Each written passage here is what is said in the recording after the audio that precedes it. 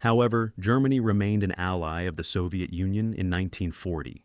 Stalin's final statement to Ribbentrop at their August 1939 meeting was that the Soviet Union would not betray its partner on his word of honor. The promise was taken seriously by Stalin. A reciprocal pledge to resume trade between them was part of the agreement. Deliveries from the Soviet Union arrived on time and in full. Germany received 86,500 tons of oil, 6,408,000 tons of wood, 14,000 tons of manganese ore, 14,000 tons of copper, nearly 1.5 million tons of grain, and much more during the 17 months of the agreement. Additionally, Soviet traders purchased goods from international markets to be transported to Germany, such as 15,400 tons of rubber that arrived via Japan. Additional military support was provided. The German Navy was granted a refueling base close to Murmansk, in order to provide German commerce raiders with a route across Arctic waters to pursue Allied maritime traffic. Soviet icebreakers were given. During the Battle of Britain, the German Air Force received meteorological reports from Soviet weather ships. Stalin also made sure that the new line was followed by international communism.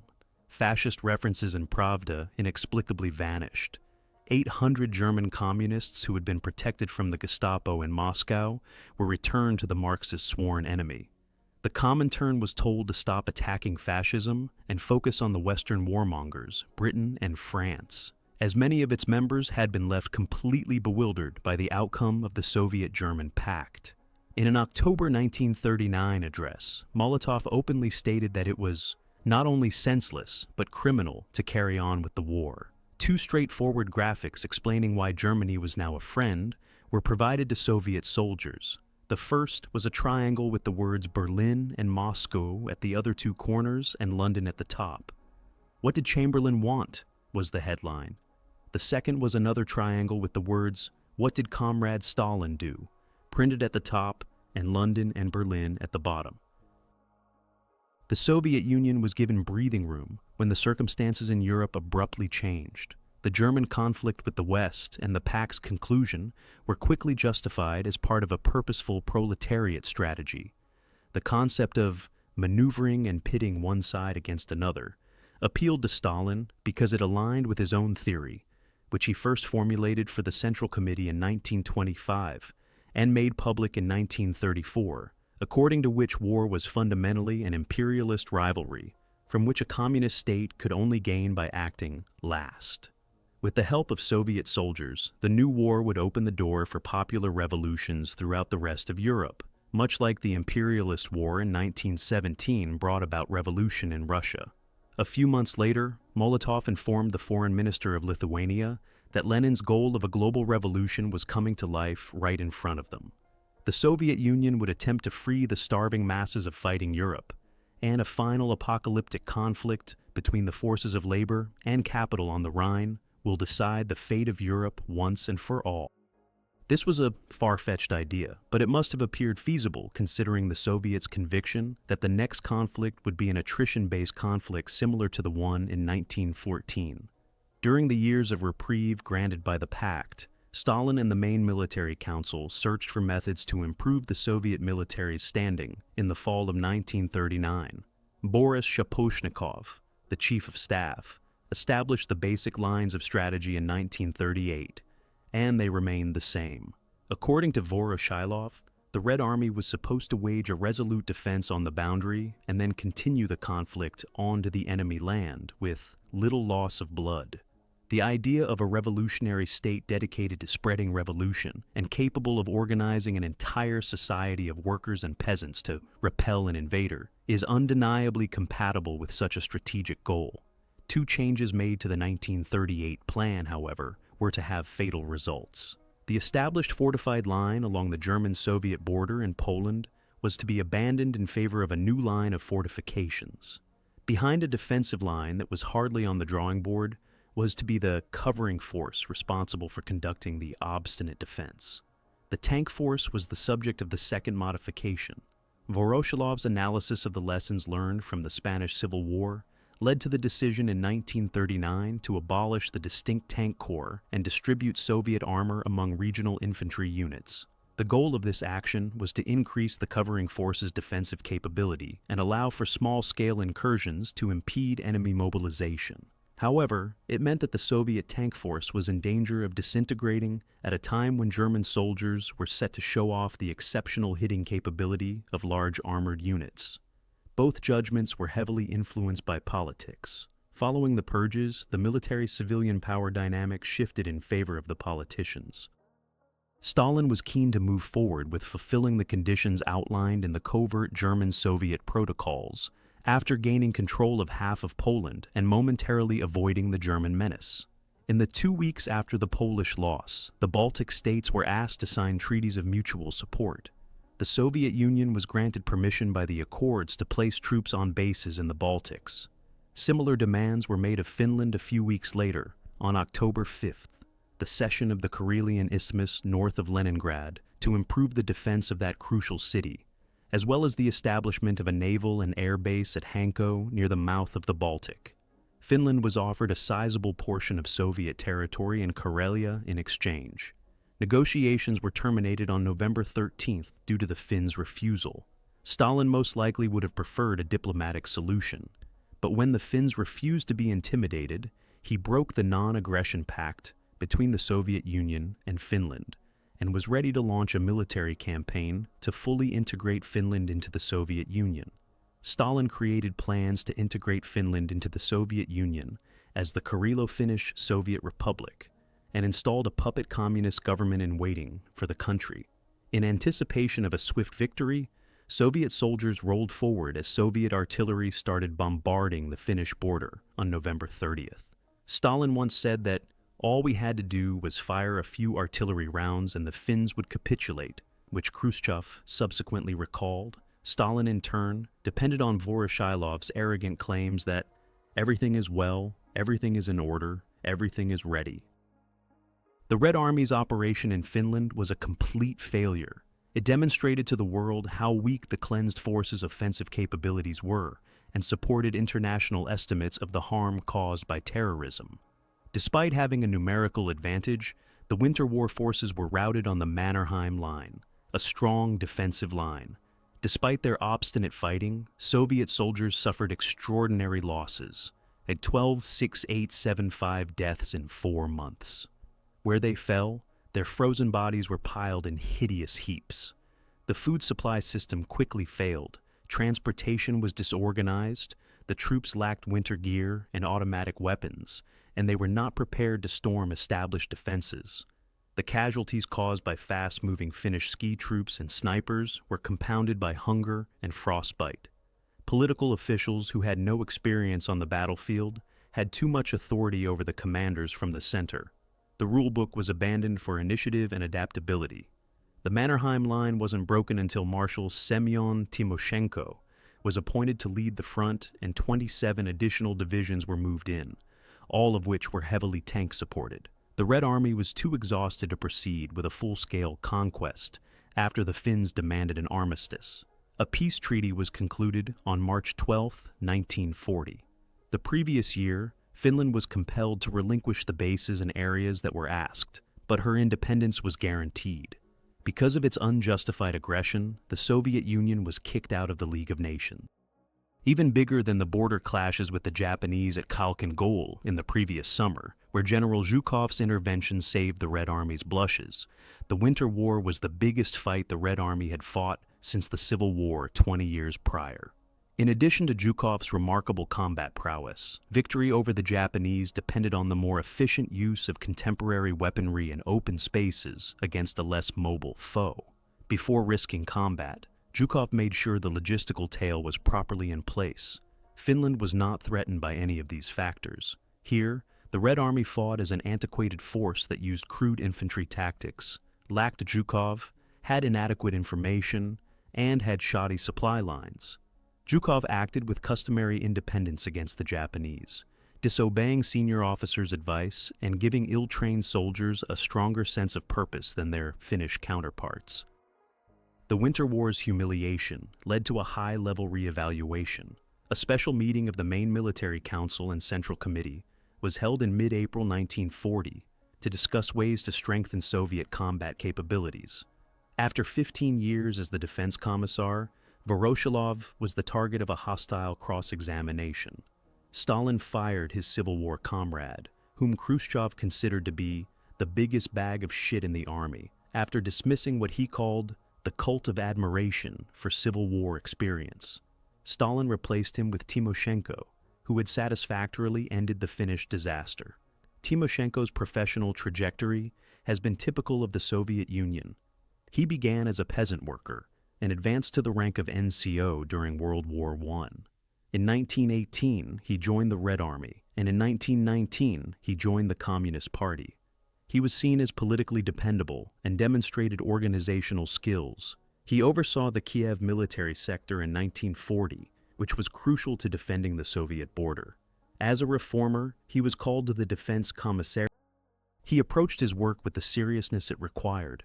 In contrast to Voroshilov, who continued to see the army as a political branch and a force for revolution, Timoshenko was committed to continuing Tukhachevsky's legacy before his downfall and transforming the Red Army into a professional force. He received broad backing from other commanders who wished to do away with the party commissar's political oversight of the army, which Voroshilov had reinstated in 1937. The goal was to depend more on military knowledge. At a meeting in May 1940, General Kirill Meretskov, who had led an army against Finland, publicly bemoaned the sterility brought about by political control. In addition to being terrified of destroying relationships and putting themselves in awkward situations, our people are also hesitant to speak the truth. Meretskov's promotion to Chief of Staff in August, as well as his survival of this vocal challenge to party meddling, was a sign of the shifting tide inside the party. With Stalin's consent, Timoshenko restored unitary command on the 12th of that month, giving the military back control. Although it wasn't the only reform implemented in the summer of 1940, this one was the most significant. Timoshenko revived the former officer corps and reorganized the defense commissariat along functional lines.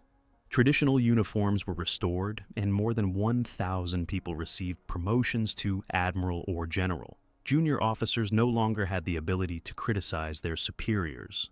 Under the motto, "Teach the troops what they require in war, and only that," a strict new code of discipline and a new training program that reduced political propaganda were implemented. Training was also changed to better represent the harsh fighting circumstances that the troops had learned in Finland.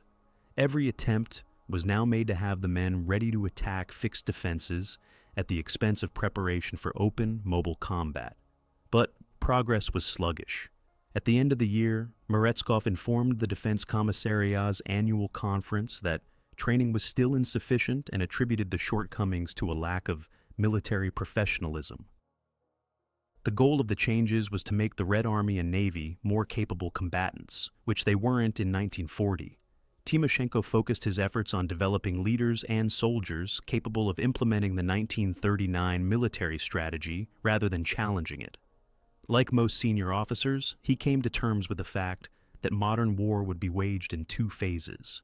A preemptive phase after a war was declared, during which the opposing forces would use a screen of forces in forward positions to prevent the enemy's main forces from being mobilized and deployed, and a second phase in which the main forces, gathered behind the first echelon, would launch a crushing offensive. This strategic perspective highlighted Soviet troops' offensive posture, which the Finnish conflict had shown to be deficient. The evidence of the German campaign in Poland also contradicted it. The obvious lesson that contemporary mechanized armies could deploy instantly with amazing striking power without any prior skirmishing was not taken into consideration by Soviet commanders. If more evidence were needed, German armies overran Belgium and the Netherlands in May 1940, routed the French army in 6 weeks, and expelled the British from the continent. Stalin's policy was in ruins after the defeat. The goal of the agreement with Germany was to divert Hitler's danger to the West for as long as possible. Stalin wanted the conflict to unfold similarly to the one in 1914, and for Germany to come out of it so weakened that years would be required for it to risk unleashing a great war with the Soviet Union. Rather, the war ended in a few weeks, leaving the Soviet Union without friends and vulnerable to a Germany-dominated Europe. Stalin was shocked and furious when the conditions of the surrender reached Moscow. Khrushchev observed him cursing like a cab driver as he paced uneasily up and down. How could they let Hitler smash and defeat them? A. They disregarded the obvious military answer. The incapacity and operational immaturity of the Polish and French troops were the main reasons given by the General Staff for the Polish and French defeat, which they attributed to exceptionally favorable circumstances for the German army. Throughout his yearly review in December 1940, Timoshenko felt secure enough to declare that nothing new had been discovered throughout the wars. Senior Soviet leaders stuck to the argument that the Red Army's defensive capabilities were adequate to absorb and contain an initial attack, and that they could anticipate a two-stage campaign rather than a quick assault. Timoshenko gave the order to start construction on the fortified areas along the new border with Germany, which Stalin had approved the previous year, 4 days after the French surrender. Guns and equipment from the Stalin line were either transferred forward to supply the new defenses or stored. There was a fresh sense of urgency. The Red Army would have nothing to defend against a German onslaught if the 11 fortified zones of defense that are intended to be built along the entire border were not built. The Soviet Union was in a precariously precarious position from the summer of 1940 until the new line was completed.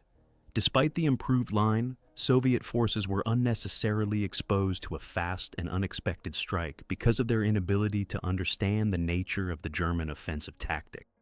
Soviet officials took the remaining spoils allotted to the Soviet sphere under the rules of the covert procedures of the Pact, with Germany as a result of the dramatic shift in the geopolitical situation. 500,000 Soviet soldiers were sent into the three republics of Estonia, Latvia, and Lithuania on June 17th under the guise that acts of provocation from the Baltic states had to be addressed with force. These countries were thereafter subjected to the same uncontrolled terror regime that had been established in eastern Poland. Thousands were killed in the open. An estimated 27,000 people were deported, thousands more to far-off Siberian camps. When the Germans occupied the area in June 1941, a list of names of Latvians killed by NKVD forces was found. It contained only the weakest defenses possible, such as, she was caught singing Latvian folk songs, his ancestors were bourgeois, he was caught hiding in the woods, and a dreary litany of false accusations. It was Romania's turn at the end of June. The former Tsarist province of Bessarabia and a portion of the Bukovina region that had not been included in the accord were returned by the Bucharest government under intense diplomatic pressure. Under Zhukov's direction, the occupation of these lands started on June 28th and was finished 2 days later. Nearly all of Germany's crude oil supply during the war came from the Plosti oil fields, which were now only 120 miles away from the Red Army. Despite being acknowledged in principle in 1939, the abrupt westward expansion of Soviet territory created new concerns in Berlin. Germany found itself in a challenging situation as a result of the Soviet-Finnish War, as her sympathies were entirely with the Finns. German forces were based in Finland following the conclusion of the war. In stark contrast to the Soviet Union's meticulous provision of food and resources, the Pact's agreed-upon deliveries of weaponry and machinery to the Soviet Union were erratic and delayed. Instead of letting the newest technology end up in Russian hands, the German suppliers dragged their heels whenever possible, despite the Soviet Union's persistent complaints. Hitler believed that the Red Army's quick advance in Eastern Europe was the most regrettable effect of the Pact. The Pact was meant to prevent a massive conflict, which he had not desired and was now involved in. The Soviet Union was allowed to expand its influence unhindered, and Germany was now involved in an unpredictable war against the British Empire, rather than a strong Germany ruling Eastern and Central Europe after Poland's defeat. The last straw was the takeover of Bessarabia. Perhaps we shall be forced to take steps against all this, despite everything, Goebbels wrote in his journal a few weeks later, and drive this Asiatic spirit back out of Europe and into Asia, where it belongs. Hitler was expecting him. Under the code name Fritz, orders were given to the German military on July 3rd to start planning an operation against the Soviet Union. The army first thought Hitler intended to beat Soviet soldiers merely locally in order to drive back their border and compel Stalin to acknowledge Germany's dominant position in Europe. On July 21st, the army informed Hitler that a limited campaign could be started in 4 to 6 weeks. However, over the course of the month, Hitler's initially nebulous beliefs solidified as a steady flow of intelligence data revealed that Soviet diplomats were now advancing into the Balkans in an attempt to expand Soviet influence. General Alfred Jodl, Hitler's chief of operations, delivered the most shocking news when he convened a meeting of his senior colleagues on July 29th. He declared that Hitler had made the decision to, once and for all, eliminate the Soviet threat from the globe with a surprise strike planned for May 1941, after ensuring that all of the meeting room's doors and windows were securely sealed on a specially adapted train. Hitler convened a council of war at his vacation hideaway 2 days later. His military leaders first learned of Hitler's intentions while seated in the Berghof's main hall. His arguments were grounded in reality. Britain's final hope was the Soviet Union.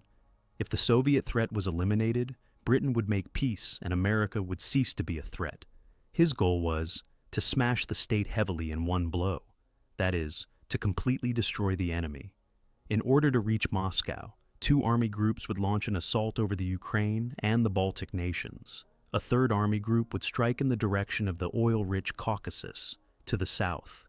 It was an astonishingly bold plan. He had previously directed the construction of an army greater than all enemy armies together that same month. He would spread it slowly to the east. Stalin was supposed to be duped into thinking that the troops were stationed in the west to protect against British airstrikes. Hitler was undoubtedly pushed toward the most drastic military responses by pragmatic strategic concerns, but he had always thought of a huge war in the east. This was the actual dwelling space, or Lebensraum. Hitler's schemes took on extraordinary proportions. By August, he had made the decision to occupy the entire vast region from Archangel to Astrakhan, the AA line, and build fortified garrison cities there. This would keep the population permanently under the master race's control, while the remaining Soviet citizens would be housed in a rump Asian state outside the Urals, the Slav lands. Planning proceeded based on this. Comprehensive plans for the ethnic, political, and economic exploitation of the new empire had been drafted by the spring of 1941. Hitler is said to have declared, "Russia will be our India," or the entire operation was kept as hidden as possible. Hitler remained friendly with his Soviet ally, despite their growing tension. He and Japan and Italy formed the Tripartite Pact on September 27, 1940, which created distinct new orders in the Mediterranean, Eastern Asia, and Europe. In Moscow, this realignment was interpreted uneasily. In the same month, German forces made their first appearances in Finland and Romania. Romania and Hungary became members of the Tripartite Pact. Italy, which had sided with Germany in the war in June, attacked Greece in October, creating the possibility of fascist expansion into the Balkans. Then, on October 13th, Ribbentrop wrote Stalin a lengthy, meandering letter that concluded with an enticing offer to join the Tripartite Pact and work with him to rewrite the global system. Why Hitler gave Ribbentrop permission to deliver the invitation is not totally understood. He might have hoped that an agreement would ultimately defuse the Soviet Union's rising threat. He might have taken use of it to learn more about the specific goals of the Soviet Union. However, Ribbentrop had sufficient justification. He intended to accomplish another great diplomatic coup and form a strong bloc against the Anglo-Saxon states. Stalin responded cautiously. Molotov was scheduled to visit Berlin in November. General Alexander Vasilevsky, who accompanied him, stated that the purpose of the visit was to define Hitler's intentions and hold off German aggression for as long as possible. According to the data now available, Stalin desired a second pact that would define regions of power in Eastern Europe, and Molotov was seeking more than this. On November 12th, Molotov came via rail. After 2 days of deliberation, neither side was satisfied. Hitler refused to attend the evening dinner to welcome the Soviet party because Molotov was so abrupt with him that their meeting on the first afternoon turned heated. It was implied by Hitler and Ribbentrop that the Soviet Union ought to shift its focus from Europe to British India. Molotov spoke in specifics, while they spoke in broad strokes. He was told to talk about issues that directly affected Soviet security in Europe, but he discovered that the Germans were attempting to draw the Soviet Union into the conflict with Britain. On this basis, an agreement was impossible. On the 13th, Molotov was forced to seek cover from a British bombing raid while attending an embassy banquet.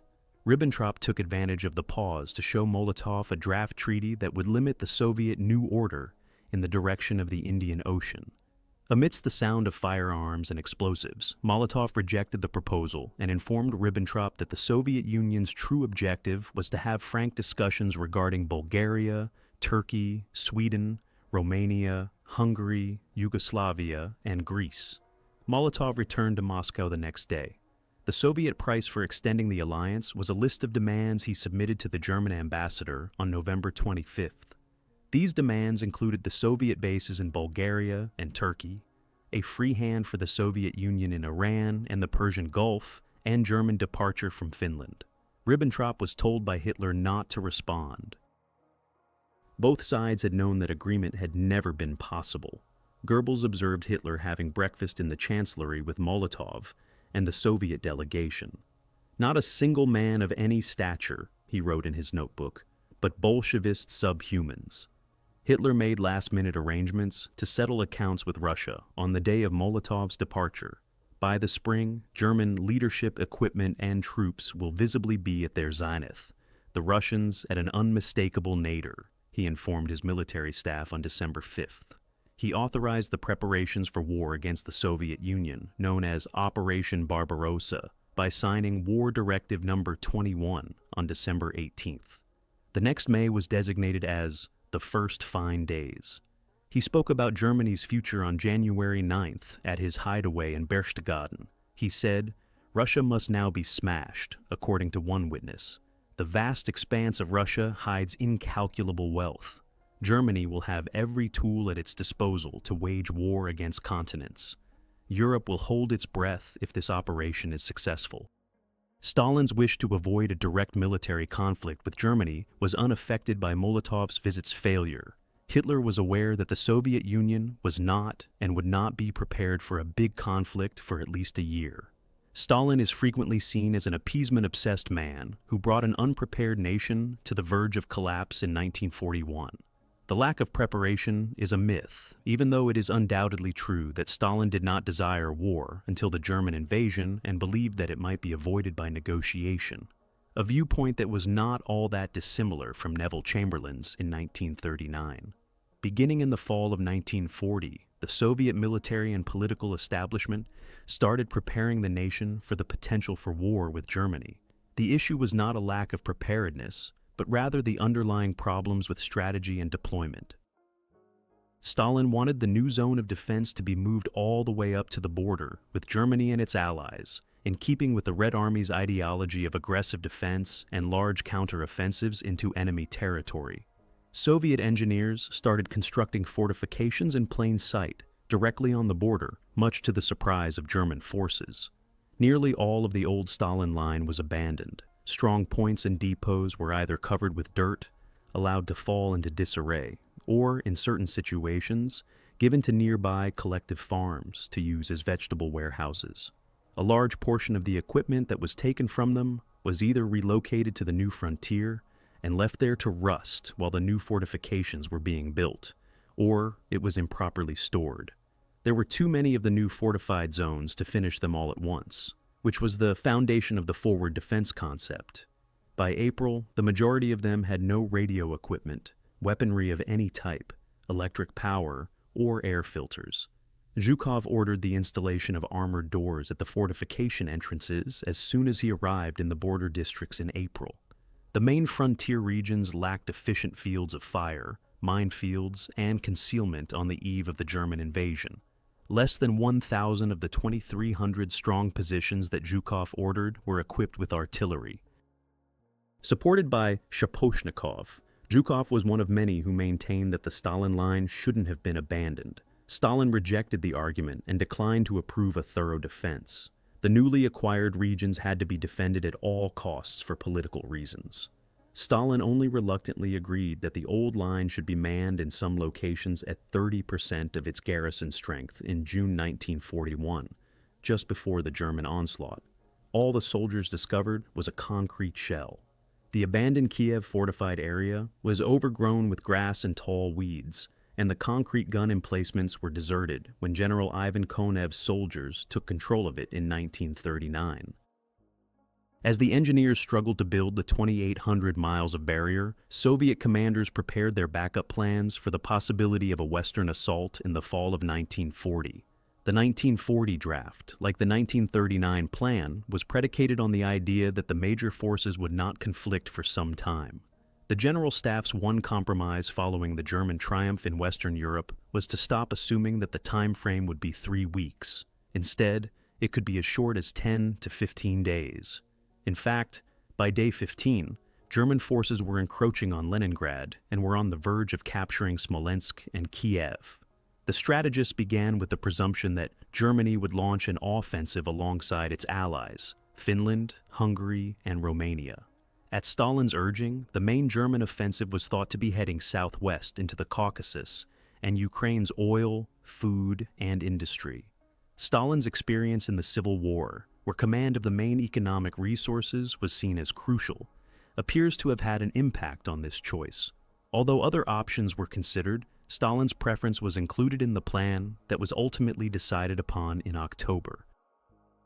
The forces defending the Ukrainian border were to launch a fierce defense, snuffing out any gaps created by the German advance, destroying its advance units with airstrikes, and impeding the main force's ability to mobilize by bombarding attacks and harassing raids in force. Once gathered, the main Soviet army would roll forward through the struggling frontier forces and onto enemy territory after deploying well to the rear. After delivering a crushing defeat at the major German troop concentration, which was anticipated to be at Lublin, they were to turn southwest to cut off Germany's supplies from the Balkans and then north to capture Silesia. The proposal had an air of pure fantasy, considering the condition of the Red Army and Air Force. The Soviet position's shortcomings were exposed in January when it was tested in a series of war exercises. The command conference started on December 23rd and lasted for a week before the war simulations. The goal was to summarize the year's lessons and assess the level of military strategy at the moment. The fundamental ideas that underpinned Soviet military preparation were not really challenged. The purpose of the war exercises was to validate the conventional wisdom. On New Year's Day, 1941, Zhukov and General Dmitry Pavlov, the head of the Soviet mechanized forces, engaged in combat in the first. Pavlov represented the Soviet side, Zhukov the German. In line with the plan of the huge counteroffensive, Pavlov was able to direct his main forces against East Prussia, but Zhukov easily defeated him. A week later, the players were switched in the second game. This time, Pavlov's feeble counterattack tried to deflect Zhukov's successful thrust across the border into Hungary. The result revealed a lot about Zhukov's abilities in the battlefield, even on a tabletop. However, there were indications that the Soviet approach was concerning. After the second game, Stalin brought the commanders and officials together, and an odd drama developed. A report on the game's results was requested from the Chief of Staff. Meretskov hesitated before speaking. Meretskov celebrated the early phases, when Pavlov's 60 divisions defeated the 55 German divisions defending the Reich frontier, instead of publicly declaring that the Zhukov Germans had won the first game. Stalin grabbed the floor in a fury and called the idea that the German defenses could be overcome with a ratio of little more than 1 division to 1 absurd. He informed the assembly that it was acceptable for propaganda purposes, but that we now need to discuss actual capabilities.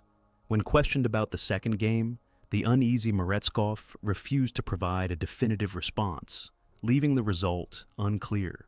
Stalin's patience was strained when one of Timoshenko's aides continued the conversation by insisting on expressing his personal opinion that infantry divisions need to be carried by horses instead of being mechanized. The General Staff was dejected when they departed the conference. Meretskov was placed in charge of training, and Zhukov was named Chief of the General Staff the next day. Zhukov said he wanted to stay in the field and had never served as a General Staff officer. At the most crucial moment for Soviet forces, Zhukov assumed the crucial military role at Stalin's insistence. He had a brutal approach to his work, but because he lacked staff training, he had to depend more on his deputy's efforts than a chief of staff should. The construction of the fortifications and the deployment of numerous air and tank units in the advanced defense zone, which were to absorb the initial German attack, should it occur, were pushed forward during the 5 months that remained before the German invasion. By June, less than half of the 20 motorized corps that the government had ordered to be formed and dispersed throughout the frontier had been outfitted. Only 19 of the 106 new air regiments that the Air Force was supposed to form with the newly produced aircraft were finished by May. Behind or occasionally crossing the line, these forces were packed into a small belt. They acquired half of the current aircraft and 4/5 of the output of the world's most advanced tank, the T-34. But they lacked the training and replacement parts necessary to operate them efficiently. Officers were becoming less in control of their men, and morale among the front troops was at an all-time low. Insubordination and crime were rampant. The final draft of the deployment strategy before to the German invasion was created by Zhukov and Timoshenko in May 1941. It was largely unchanged from the plan drafted in October of last year, with the exception that it now called for 2 counteroffensives into German-held territory. One towards Lublin, with the ultimate goal of securing German-occupied Poland and East Prussia, and one towards Krakow to cut off Germany from her allies in the south. In the summer of 1941, the Soviet Union was preparing a preemptive strike against Germany, which was thwarted by the unexpected launch of Barbarossa, according to a portion of this paper. The disputed document, an unsigned memo dated May 15th, was an exploratory recommendation for military deployment that was completely in line with the preparation over the preceding 2 years, rather than an order or direction. There is no proof Stalin saw it, but even if he did, there would be no reason to believe it was anything other than a continuation of the forward defense stance that had been the cornerstone of Soviet strategy since the 1930s. A key component of that stance was preemptive action in the form of spoiling attacks on the enemy's mobilizing forces. It was a desperate tactic to prevent German mobilization against the Soviet Union, not a warning of a Soviet plan to start an unjustified war. Stalin reluctantly granted Zhukov's request in March 1941 to call 500,000 reservists to the colors and a further 3,000 to service a few days later. It's also true that new labor rules that extended the working week to 7 days on, 1 day off, were brought about by the feverish rearmament that was demanded in 1940. It is also true that Zhukov and Timoshenko engaged Stalin in intense arguments throughout May 1941 over the need to move more soldiers as a preventative measure against an inevitable defeat. Stalin didn't give in until June 4th, when he approved the transfer of an additional 12,000 men to the second line of defense and the frontier fortified zones, but only for a 4-month period. None of this points to a planned attack on Germany. It is also true that the Red Army was emphasized as an offensive force by Stalin and other military officials. Stalin's public remarks regarding the Soviet military on May 5th, "The Red Army is a modern army, and a modern army is an offensive army," have also been seen as proof of his malicious intent. However, it is completely in line with the 1920s Soviet perspective on warfare. Defense was not seen as a desirable military strategy, or as a viable alternative for a revolutionary state. Stalin didn't say anything that had already been uttered 100 times. Stalin's nearly desperate attempts to placate the German leader until June provide the best proof that he had no intention of attacking Hitler first. Zhukov made an attempt to better prepare for a potential German attack, but Stalin consistently maintained that there was no such threat, and that nothing should be done to incite it. Like the military authorities, there was a growing sense of anxiety and imminent crisis among the general populace. The revolutionary downfall of Hitler and a German onslaught thwarted by valiant Soviet soldiers were depicted in the springtime Soviet film If War Should Come Tomorrow. Of course, Stalin was aware that much more needed to be done.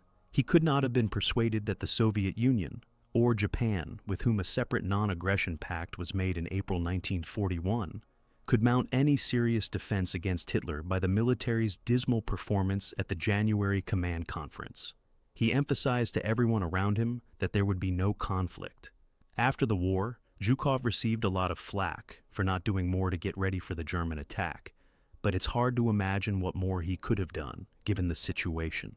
Zhukov defended himself against the barrage of accusations in 1966 by saying, Let's suppose that I, Zhukov, seeing the threat hanging over the country, gave the order, deploy. Stalin would receive their reports. On what grounds? In fact, the unfortunate Meretskov was taken to the basement that spring and subjected to the worst treatment the Lubyanka had to offer. On the basis of danger. Well, Beria, take him to your basement. Zhukov was not a coward. Timoshenko remembered that he was the only person who feared no one. Stalin did not frighten him. He frequently voiced his opinions. One man's inability to alter the political apparatus was the issue. The system was powerless to overrule Stalin's decree that war would not break out in 1941. Few military operations could have been announced with greater clarity, and fairly constant flow of intelligence regarding the impending German invasion emerged in the spring of 1941. Despite German efforts at disinformation and concealment, which were intended to fool Soviet intelligence into believing that the military preparations were for the fight with Britain.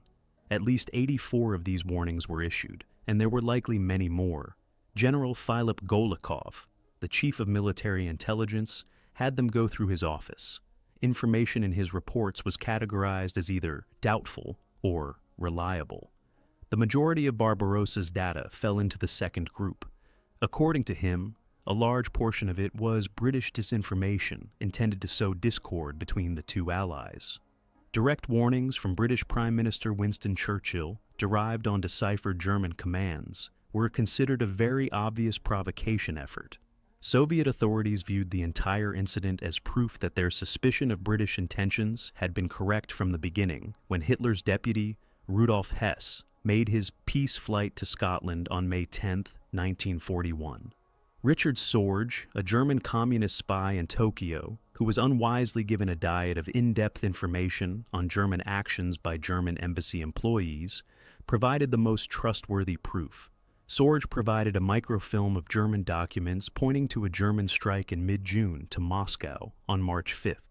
He provided additional specific information on May 15th, stating that the date was June 20th. He sent a warning on May 19th that 9 German armies, totaling 150 divisions, were positioned near the Soviet border. In a straightforward response, military intelligence said, "We doubt the veracity of your information." Even the estimated 180 excursions into Soviet airspace, which were repeated, had little effect. Stalin was still adamant, almost compulsive, that Germany would not invade. The Soviet news outlet TASS published a scathing denial of any impending strike on June 14th. Forces hostile to the Soviet Union and Germany, forces interested in the further expansion and spreading of the war, were responsible for disseminating the rumors. Stalin said, "Find out who is making this provocation and punish him," after receiving detailed information from a Czech espionage source. On June 16th, Soviet spies in Berlin, many of whom held responsible positions, reported that the blow may be expected at any time. Stalin rejected the report, claiming that no Germans, even those who supported communism, could be trusted. On June 21st, a valiant German soldier crossed the border to alert the Red Army to Germany's impending onslaught. More provocation and misinformation led Stalin to order his execution. What caused Stalin's blindness? The world's largest intelligence network was that of the Soviet Union. Why did Stalin completely ignore it? He was a man who distrusted people almost instinctively. Why did he seem to have faith in the most brilliant of leaders, Hitler? The answer is not simple. Stalin used some logic in his estimations.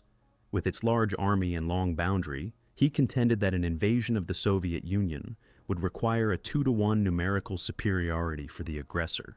Hitler lacked this.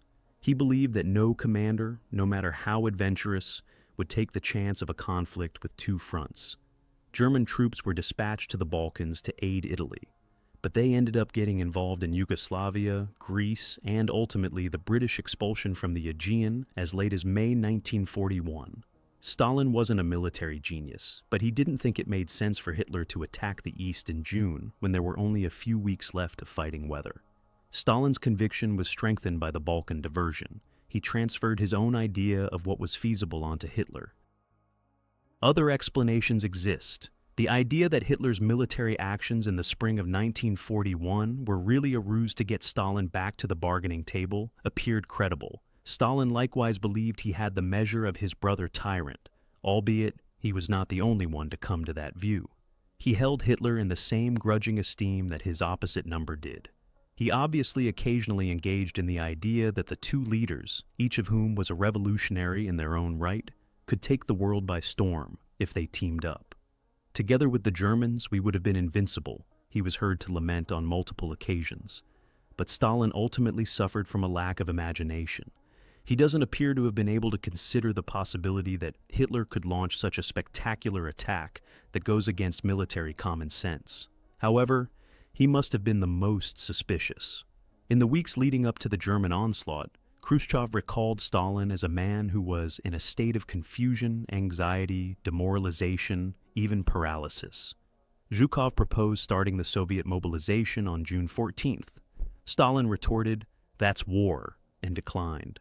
Maybe Stalin just couldn't acknowledge that he had miscalculated Hitler. He had conflicting ideas by the weekend of June 21st, 22. After putting Moscow's air defenses on notice, he said that he was starting to panic. Timoshenko, Zhukov, and his deputy, Nikolai Vatutin, visited Stalin at midnight on June 22nd in an attempt to convince him to issue a warning. For many of the battalions in the German line of assault, it was too late when Hitler eventually gave his approval. Timoshenko struggled to convince Stalin to omit a clause requesting that frontier commanders negotiate a settlement with the incoming German officers. In spite of all Soviet operational art had taught them, he insisted that no Soviet airman, sailor, or soldier was allowed to cross the border. The greatest invasion force ever assembled moved into position on the opposite side of the frontier. With the help of more than 2,000 planes and 3,350 tanks, more than 3 million soldiers were progressively sent to battle stations throughout June. They were arranged in 146 army divisions, with 14 more Romanian divisions to the south and Finnish forces to the north. Hitler's version of the NKVD, Special Security Brigades, were arranged in 4 Einsatz commandos behind the combat lines. They were instructed to find and brutally eliminate any political elements that opposed Germany. The code word Dortmund, which denoted an attack at 3:30 the next morning, was revealed on the morning of June 21st. The sound of armor coming into position may be heard by Soviet border guards. With his eyes still closed to the obvious signs of disaster, Stalin went to bed at 3 in the morning. The war with Russia started 30 minutes later.